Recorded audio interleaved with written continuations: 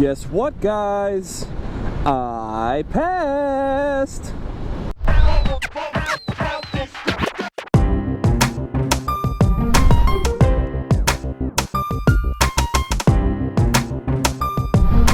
What did I pass, you ask?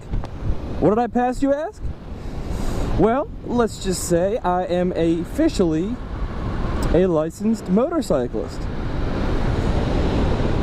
I have successfully completed the motorcycle safety course, or the MSF, and I gotta tell you guys, it was definitely worth it. Extremely tiring, but extremely worth it. So what I'm gonna do with this video, I figured I will give you an overview of the course, what to expect, whether you are taking your test at the DMV or just planning on taking the course. This video should prepare you for both. So let's get to it. So first off, guys, I just want to let you know exactly how the course is laid out.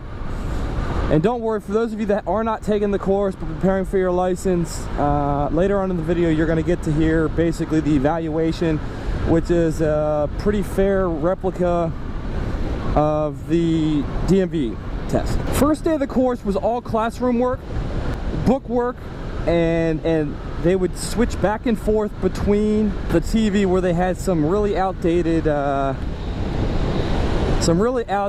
lessons. At the end of that, they give you a 50-question test, and you're told, okay, once you're completed the test, you're free to go. If you receive a call tonight, you've failed the test.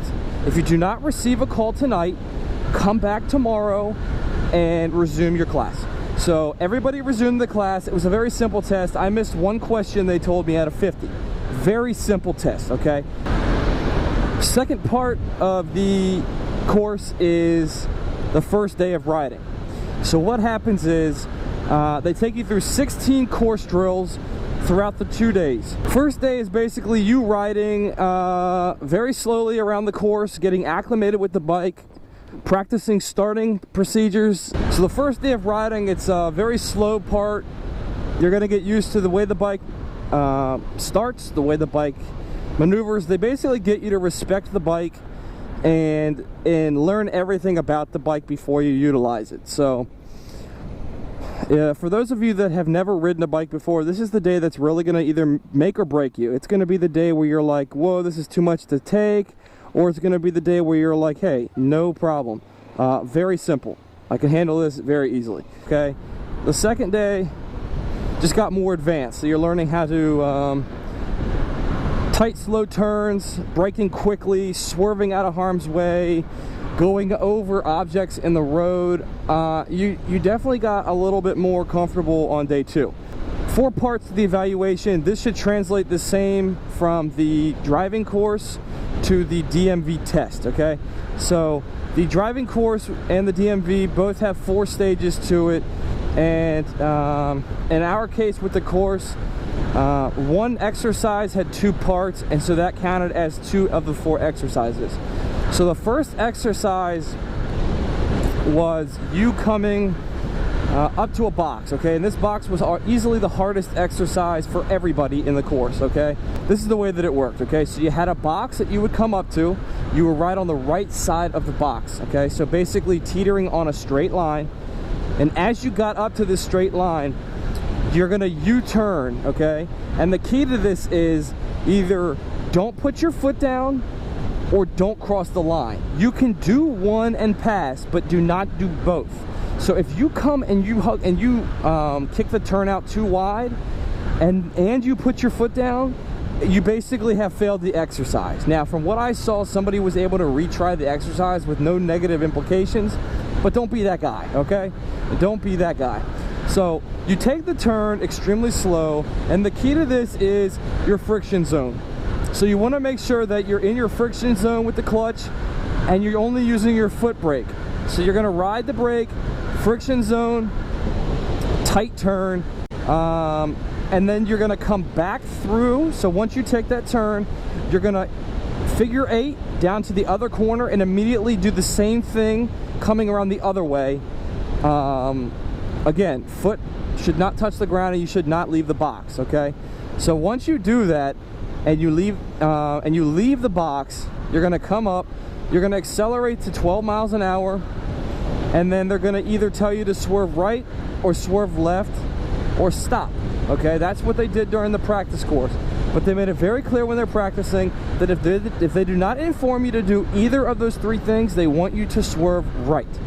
Okay, now this is where you need to pay attention closely, because there's nobody there to tell you anything on the other end of the course. So the key to this is you swerve right, because if nobody's there, it's as if they're not telling you.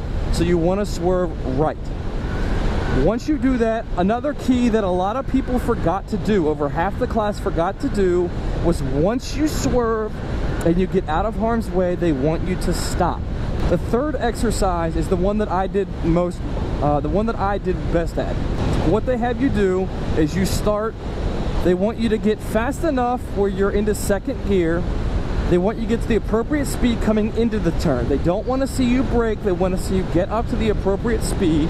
Once you're to the appropriate speed, they want you to let off the throttle, do not brake. When you get to the apex of the turn, then they want you to throttle through the rest of the turn. That's very important. A lot of people I saw braking, don't be that guy. Once you get through the turn, they want you to increase your speed to 20 miles an hour. They want you to downshift while stopping using both front and rear brakes and come to a complete stop.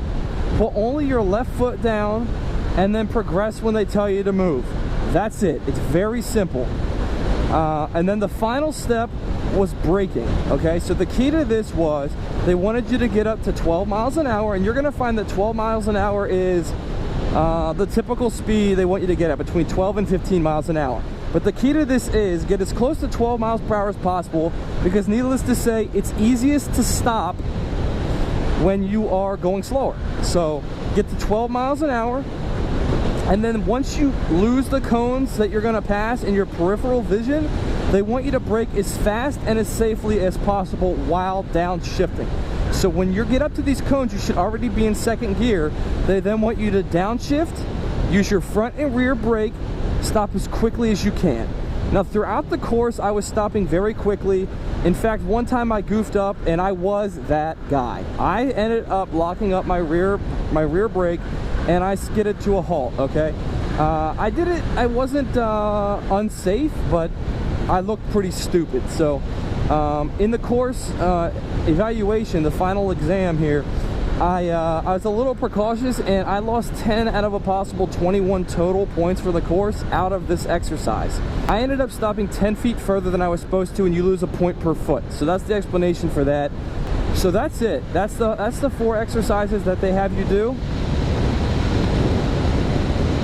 And it's very simple. The one thing I am going to let you know is you're going to get something out of this course. So if you're one of those people that says, I've been riding for 1,000 miles, I'm comfortable, I don't need to take that course. Trust me, you're going to learn something from it. There were people that were commenting, listen, I've had old habits for a long time, whether it be braking with 2 fingers instead of 4, or something just that simple. It may save your life one day. Or even, you know what, they had told us that a lot of people would have failed the test with the DMV had they taken it and not taken the course. So for that reason alone, I highly recommend the course, because you know what, after taking the course, I don't think I would have passed the test. I really don't. For $100 it could save your life. And you know what, I met some great people. In my past videos I was complaining that I didn't have anyone to ride with, and I met 3 pretty cool guys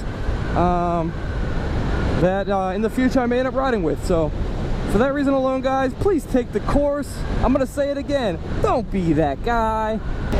So the biggest tips I can give you with this course, guys, there are a few things. 1, head and eyes up. They're gonna harp on that the entire course. So go in there, act like a pro, okay? You wanna have head and eyes up. So when you're going through a turn, you wanna look where you wanna go. Don't look down, because you're gonna be staring at those damn cones the entire course, and who cares? If you run one over, they don't ding you for it. So don't worry about the cones. Just look through the turn, okay? But not just through turns, you're gonna wanna be looking up the entire time. 1, because it's gonna make your life a hell of a lot easier. but more importantly because you're going to end up saving your life. So look up.